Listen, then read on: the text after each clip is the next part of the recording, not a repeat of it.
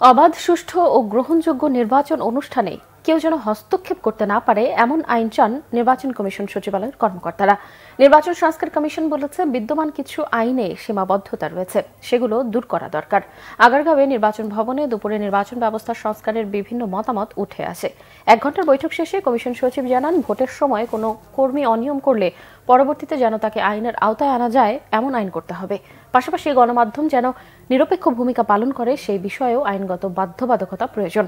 পরে সংস্কার কমিশনের প্রধান জানান, সংবিধান ও উচ্চ আদালতের মাধ্যমে কমিশনকে অগাধ ক্ষমতা দেওয়া হয়েছে। তারপরও আইনের কিছু সীমাবদ্ধতা রয়েছে, আবার আইন প্রয়োগের সমস্যাও রয়েছে। কমিশনকে শক্তিশালী করতে কি কি প্রয়োজন তা আলোচনায় উঠে এসেছে।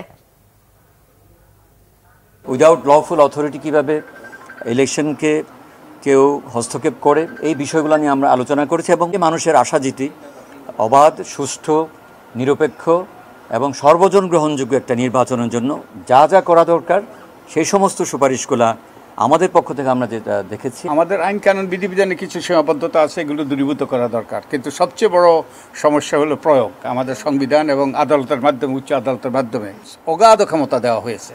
তো এই ক্ষমতার প্রয়োগটা হলো একটা সমস্যা ছিল, এই প্রয়োগের সমস্যাটা দূরীভূত করতে হবে।